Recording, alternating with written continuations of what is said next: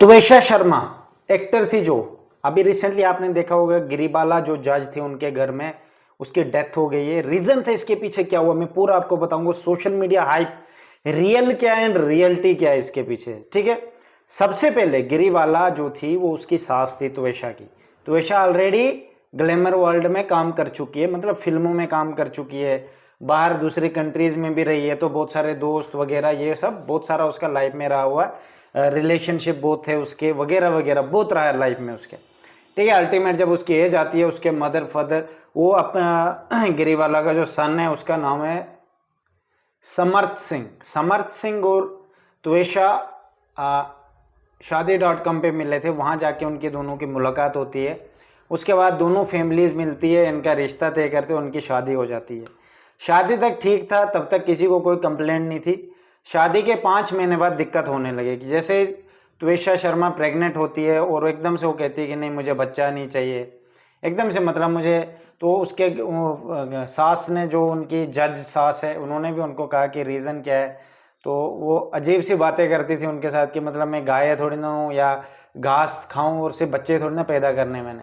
तो इस तरीके से पहले जब स्टार्टिंग में आई थी उसको बड़ा कुछ पसंद था, मतलब बहुत सारी चीज़ें पसंद थी, तो बाद में उस चीज़ को पता नहीं, फिर घर वालों ने भी शक किया क्योंकि उसके बहुत सारे रिलेशनशिप थे, फ्रेंड्स थे, उनके साथ जाती थी या जो भी था। ये जो भी वीडियो में बना रहा हूँ इसमें मेरा कुछ भी नहीं है, ये जो भी है मुझे बाहर से ही मतलब डेटा मिला है। तो जाती थी या रहती थी या रही थी क्या है उसके, अभी तो फॉरेंसिक रिपोर्ट के लिए उसका फ़ोन लिया गया है, देखते कॉल रिकॉर्ड्स में क्या होता है क्या नहीं, चैट्स वगैरह देखी जाएंगी। तो उसका जो हस्बैंड था समर्थ वो नहीं मान रहा था कि ये बच्चा हमारा है, ठीक है। वो कह रहा था ये इसका बाहर कहीं चक्कर चल रहा है, उस वजह से बच्चा हो सकता है, ठीक है। बाकी ऐसा कुछ भी नहीं था कि डॉरी वाला केस था इसमें या दहेज मांगा गया था या ऐसा कुछ भी था। ये झूठ बातें बाद में बनाई गई थी क्योंकि ये एक जगह भी सबूत नहीं दिख रहा कि ये मुझे डिमांड कर रहे हैं, मुझे मार रहे हैं या ये भी है।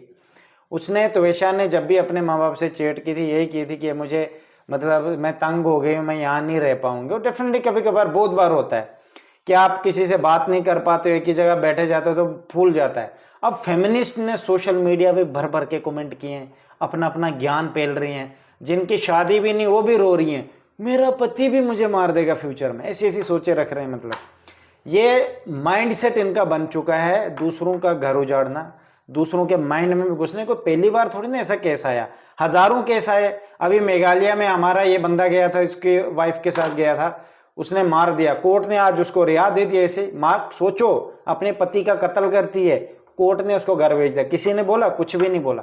कितने सोशल मीडिया पे केसेस होते कि वाइफ पकड़ी जाती है किसी के साथ सोई हुई या कुछ गंदे काम करते हुए हस्बैंड को, फिर भी हस्बैंड को ही जेल इधर चक्करों में घूमना पड़ता है, औरत के खिलाफ कुछ भी नहीं होता है। ये हमारे हिंदुस्तान का है। और ऊपर से देख सकते हो गिरीवाला की कोई गलती भी नहीं है। एक औरत जो अपना प्रेशर खुद बर्दाश्त नहीं कर पाती है, आई डोंट नो किस रीज़न से उसने सुसाइड किया है, क्योंकि कोई रीज़न दिया ही नहीं उसने सटीक कि कोई कुछ देती। बाद में झूठे बहाने लगाए गए, हैरेस किया गया इनको, मतलब ये चाहिए। अरे इस जज के घर में पैसों की कमी होगी क्या? वो सब, एक बड़ा बेटा उसके एयरफोर्स में, छोटा खुद कोर्ट में काम करता है, खुद जज रही हो, उनके घर में कमी होगी क्या जो उनसे 2-2 लाख मांगेंगे? सब झूठ बताया गया क्योंकि गिरीवाला के अकाउंट से पैसे ट्रांसफर होते थे त्वेषा के लिए बहुत बार, 50-50 हज़ार, 51 हज़ार उन्होंने ट्रांसफर किए, उसको पूरी हेल्प करते थे। फंसी बात वहां पे जब उसकी वो चक्कर एक्स्ट्रा मैरिटल अफेयर का या पिछला कोई चक्कर रहा होगा उनके साथ रहती थी, उस चक्कर ने इनका बढ़ा दिया और शक पैदा करने लग गए।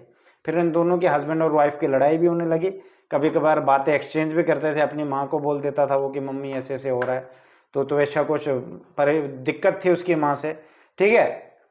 अभी तो सीबीआई ने उन दोनों को अरेस्ट किया है, गिरीवाला को बेल मतलब कैंसिल कर दी है जज ने।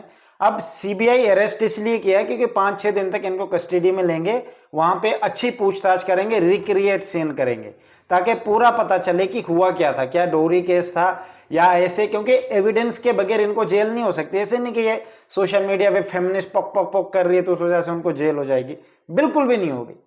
जब तक एविडेंस नहीं होगा, अगर आप एविडेंस नहीं लाओगे आप कुछ भी नहीं कर सकते। और इसको कोई डोरी केस या ऐसा ऐसा करके नहीं, क्योंकि आपके पास सबूत ही नहीं है। आप सीसीटीवी फुटेज लाओ, कुछ भी लाओ जहां पे ये माना जाए कि समर्थ ने मारने में हेल्प की है या उसकी मां ने, पूरा क्रिएट सीन है ही नहीं। वो लड़की खुद डिप्रेशन और एंजाइटी के शिकार थी, इस वजह से उसने किया है, अभी तक जो पता चल रहा है। बस फेमिनिस्ट की बातों पे मत जाना।